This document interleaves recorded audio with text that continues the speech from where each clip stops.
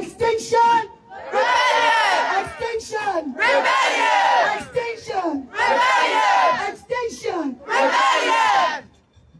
When I check this girl's video, yeah, when I watch her speak, she scares me. Cassandra! This person helps me understand why I need to stand in solidarity with XR. They show me sisterhood in so much ways. Can I say your name? Yeah. The one and only Claire Powell from Extinction Rebellion!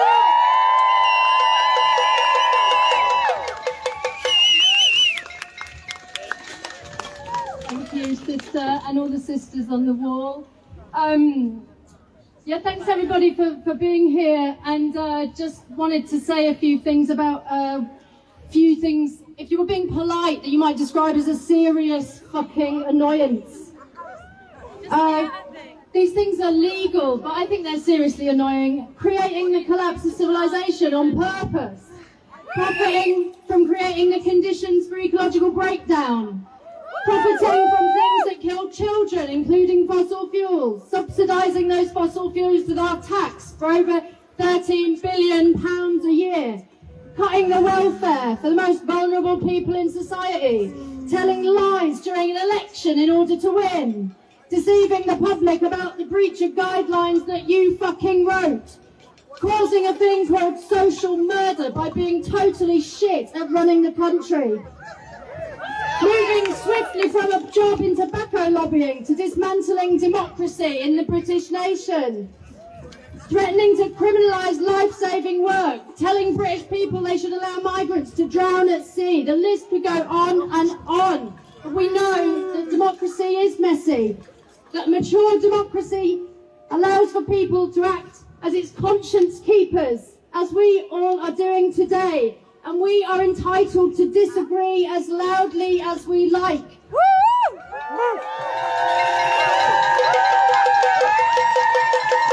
We know that there is virtue in disobedience. We know our duty. The people inside that building need to realise theirs. They're trying to make it a crime for us to care for each other. They're trying to make it a crime to be an active citizen. I want us to think for a second about how our jury system has a parallel with one of the demands in Extinction Rebellion. That is for citizens' assemblies. The recent acquittals of activists is showing us that the people in power are totally out of touch with our society.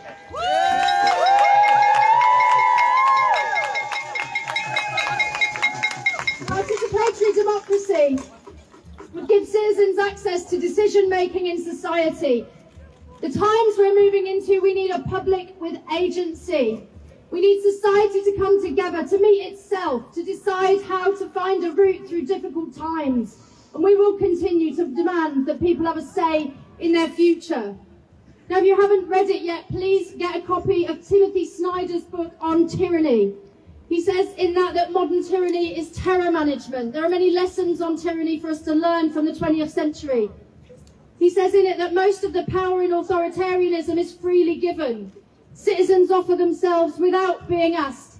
And a citizen who adapts in this way is teaching power what it can do. Our institutions will not protect themselves. They will fall one after another unless each one is defended. So the amendments that we hope are being voted down this evening are important, but these bills themselves are still a gross deterioration of our society's common values. And the political conditions in this country are an international humiliation. For so many reasons, we can all see that the social contract has been broken, and our sense of necessity for action relates to the failure of this democratic state. The bills are an obvious attempt to criminalise effective protest, to keep an elite that is corrupt in power. As David Lammy pointed out so eloquently in Parliament last year, successful non-violent protest groups are successful, but they are presenting truths that our government don't want to hear, because they don't have the courage or the wisdom to face up to the real issues of our time, or the real problems that shape our lives. They want to make us too afraid to hold them to account, but we know that we need more democracy, otherwise we will certainly get less. There's a fundamental lack of understanding going on about the human frailty and our miraculous planet Earth, the only known home to complex life in the universe. We can't send everyone to space like William Shatner and Jeff Bezos just so they can realise the utter evil that it is to destroy the miraculous life-nurturing planet that we have with willful fucking intent. This is a matter of criminality.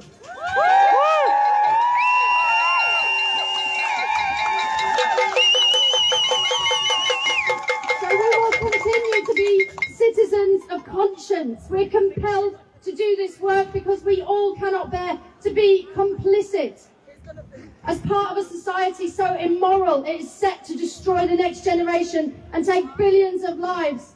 In its current course, our hearts are asking us, what is the work that we can do that has the best chance of affecting rapid change to try and prevent an irreversible cascade of impacts which will create a global genocide unparalleled in human history? We know that eternal vigilance is the price of liberty. We know that love is not an emotion but a way of living. This work is love in action, so stick together, folks. Please be as strategic as you can. Be as courageous as you can. Be as audacious as you can. Let's commit together to be as seriously fucking annoying as we need to be.